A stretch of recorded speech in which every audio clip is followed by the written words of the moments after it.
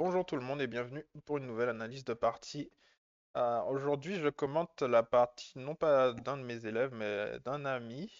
Alors, j'ai choisi cette partie-là parce que j'ai trouvé qu'elle se terminait sur une note vraiment très inattendue.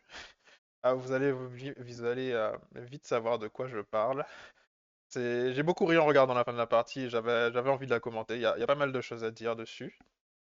On va tourner l'échiquier. On va se mettre du côté des noirs. Alors, les deux joueurs ont à peu près 1300 Elo. La partie commence par B3, donc c'est ce qu'on appelle le début Larsen. L'idée c'est de mettre le fou comme ceci en fianchetto, donc sur la grande diagonale, pour contrôler le centre mais à distance en fait. Donc les blancs ils vont adopter une approche plus classique en mettant un pion au centre. B2 attaque le pion, donc on le défend avec cavalier C6. Et là E3 pour libérer le fou. Et là fou C5. Alors j'aime pas trop le positionnement de ce fou ici parce que plus tard dans la partie, les blancs vont pouvoir jouer D4 et le fou va être attaqué en fait. Le pion D4 il sera défendu 3 fois et il sera attaqué 3 fois. Donc voilà, le pion va pas pouvoir être gagné, le fou va devoir bouger une deuxième fois. Donc je pense que c'est pas la bonne case ici. Euh, J'aurais plutôt joué un coup comme D5 pour essayer de prendre le pion. Et je sais qu'il y a des lignes continues de la sorte avec fou ici. Et là je pense qu'on peut jouer soit fou D6, soit cavalier Ge7, si je ne me trompe pas. Non, peut-être pas cavalier Ge7 parce qu'on donne le pion directement. Mais je crois qu'ici on peut jouer fou D6. Dans la partie, les noirs ont joué cavalier Ge7 pour défendre ce cavalier. Avec l'idée, si fou prend C6, je remets mon autre cavalier à la place et le pion est toujours défendu. Donc cavalier F3, attaque le pion ici. Donc les noirs le défendent avec D6. Et voilà, ce dont je parlais tout à l'heure. Maintenant, avec le coup D4, le fou va être attaqué, il va être obligé de bouger un moment. Et il y a eu fou B6 dans la partie, mais si par exemple on joue comme ça, B6, il peut y avoir des idées comme D5, avec l'idée de profiter du clouage. Le cavalier il est attaqué, il peut pas bouger, donc on va sans doute devoir faire un coup comme H6, mais après fou A6, pardon. Mais après fou A4, j'ai l'impression qu'on va tout simplement perdre une pièce. Il y a d'autres problèmes aussi qui arrivent, c'est que le pion maintenant en G7 est attaqué, donc en fait cette position-là elle va pas du tout. Et si on fait fou ici, peut-être qu'on peut se contenter de cavalier D2 ou peut-être même plus fort en fait C3. Et maintenant D5 et on gagne quand même la pièce. Je pense que ça devrait aller. Donc voilà, le fou en C5, voilà. Ce que je veux dire c'est qu'il est mal placé dans cette variante parce qu'il se fait attaquer avec gain de temps. B6. Et donc là, les blancs vont gagner un pion, puisque le pion il est défendu qu'une fois. Il n'était pas suffisamment défendu. Donc les noirs ont décidé de roquer et d'accepter d'avoir perdu un pion. Donc pion prend D6, puis on prend D6. Ouais, ils reprennent pas de la dame parce qu'ils ont déjà un retard matériel. Ça, je peux comprendre. Petit roc. Et résultat des courses, les blancs ont un pion de plus. Et les noirs, ils ont une faiblesse en D6, ce qu'on appelle un pion arriéré. C'est-à-dire qu'il n'y a aucun pion qui peut venir défendre le pion ici. Donc il va être facilement attaquable et ça va être une faiblesse. Bon, la partie continue, hein. Évidemment, c'est loin d'être terminé. Fou G4, faut clouer le cavalier. Le cavalier D2, les blancs continuent leur développement. Et là, H5. Un coup assez surprenant, on va dire. Quand je l'ai vu, j'étais pas sûr de comprendre ce que c'était l'idée. Par exemple, si les blancs jouent H3, on va simplement devoir s'en aller avec le fou. Euh, Et il s'avère que ce pion sera utile dans la suite de la partie, parce que je pense que les blancs eux-mêmes n'ont pas trop compris à quoi servait le coup. Donc il y a eu fou E2, peut-être un coup un petit peu passif, mais l'idée c'est de se déclouer. Là il y a eu cavalier G6. Donc là, clairement les noirs commencent à essayer d'attaquer vers l'aile roi. Enfin, du moins ils ramènent leur pièce pour essayer d'attaquer vers l'aile roi. Cavalier C4 attaque le fou, donc on va reculer, attaque le fou et attaque le pion D6, donc on joue fou C7 pour le défendre, ça c'est logique. Là, hop, bah voilà, les blancs, ils ont compris le plan, ils attaquent la faiblesse noire, qui est le pion arriéré ici. En plus, le pion est cloué. On peut pas jouer D5 à cause de fou prend F8. Donc là, pareil, ils défendent pas leur pion. D'ailleurs, je pense que ce n'était pas possible. Non, ils ne peuvent pas le défendre, donc ils continuent avec leur plan à l'aile roi. Ils jouent A4, H4, pardon, avec l'idée H3 pour essayer d'affaiblir le roi blanc. Donc ici, il faut prendre D6 et toujours pas d'échange. Ils jouent tour 8 pour essayer d'activer la tour.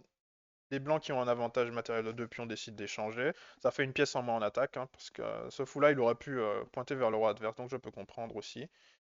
Et là, dame D6, ben là, ils essaient de forcer l'échange des dames, puisqu'ils ont 2 pions de plus et ils n'ont pas envie de se faire attaquer, donc c'est une décision assez logique. Donc dame C8 pour refuser l'échange des dames, logique aussi. Et là, dame A3. Dame A3, j'ai un peu plus de mal à comprendre, à vrai dire. Je pense qu'ici, il faut plutôt essayer de ramener la dernière pièce qui joue pas, ou bien essayer d'améliorer la position d'une autre pièce, ou alors trouver un moyen de continuer les échanges. Peut-être qu'on peut envisager un coup comme cavalier de D4 pour attaquer ici. En tout cas, le coup dame A3 m'a l'air un petit peu bizarre. Je comprends pas trop ce que la dame vient faire ici. Donc là, il y a eu H3, menace menace de prendre en G2 et d'affaiblir le roi, donc G3 à coup logique. Et maintenant, ce cavalier, il a été affaibli par l'avancée du pion, donc enfin la case F3 a été affaiblie, donc les noirs en profitent pour jouer dame F5 et attaquer le cavalier.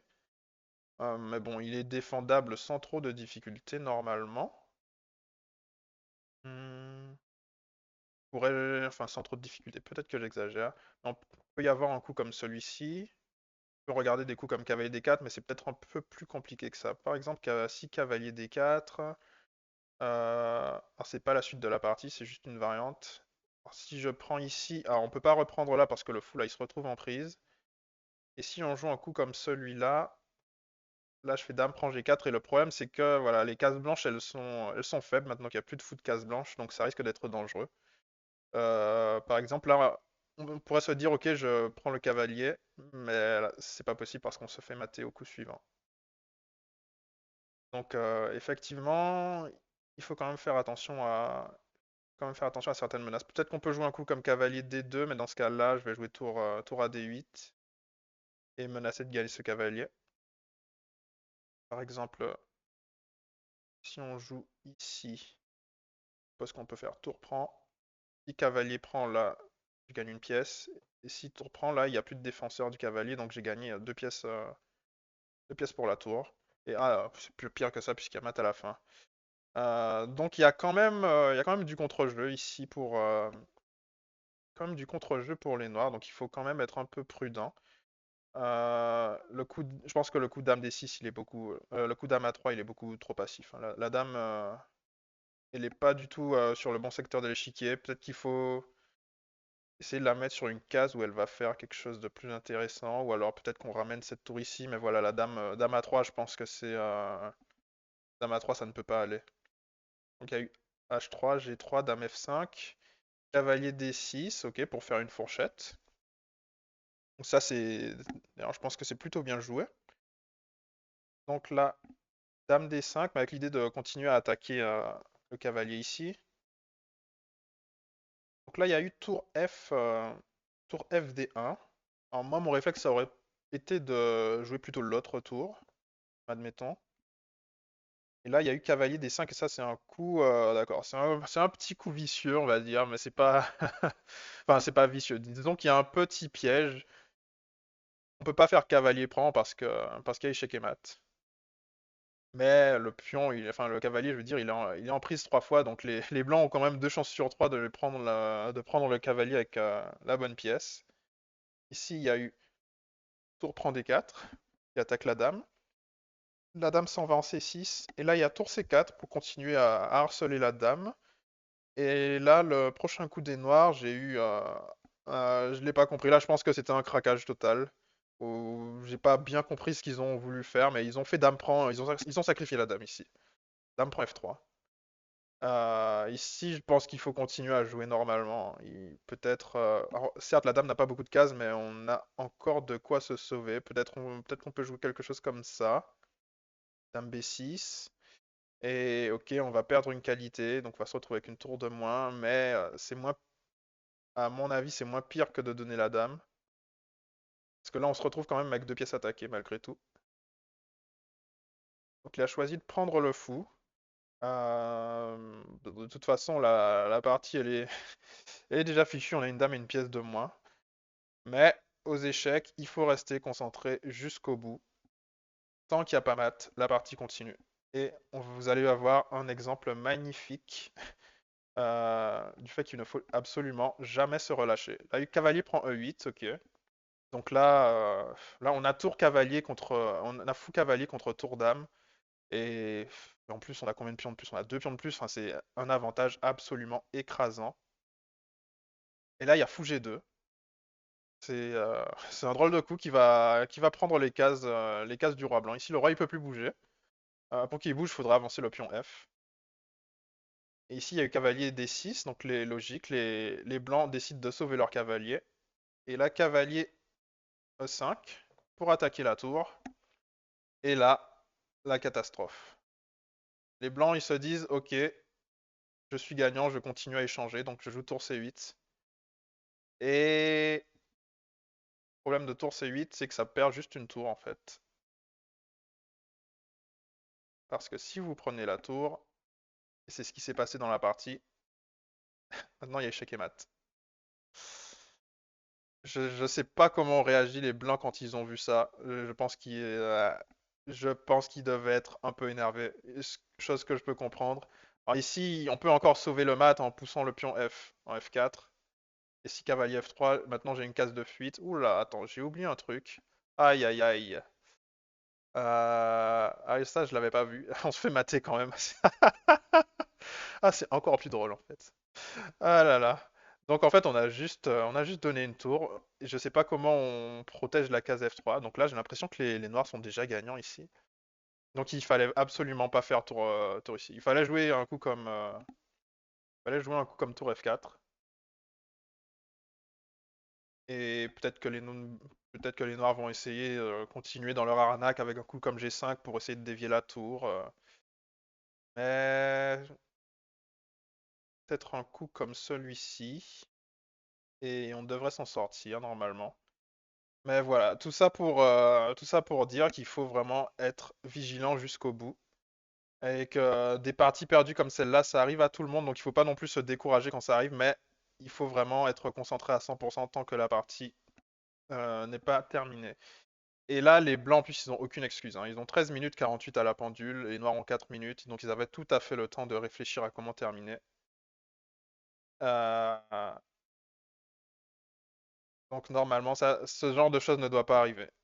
Et remarquez quand même la dame en A3 qui n'a plus rien fait de la partie depuis qu'elle est allée sur cette case. Donc ça prouve quand même qu'elle était vraiment pas bien placée ici. Enfin, voilà, moi j'ai trouvé cette partie vraiment très drôle et j'avais envie de faire une vidéo dessus. Euh, voilà, moralité, faut rester concentré jusqu'au bout. Quand vous êtes gagnant, ne laissez pas de contre-jeu à l'adversaire. Faites toujours attention aux menaces de votre adversaire. Il faut les regarder, il faut les évaluer. Il faut pas les parer systématiquement. Parfois, c'est pas nécessaire de parer les menaces adverses, mais si elles sont dangereuses, il faut en tenir compte. Et là, je pense que les blancs, ils ont dû se dire, ok, là j'ai gagné, il peut rien se passer. Et en fait, là, il y a une menace de mat en main qui attaque une tour. Voilà. Donc, faites attention, restez concentrés jusqu'au bout. Donc, je vais m'arrêter là pour la vidéo d'aujourd'hui. Et je vous dis à très bientôt.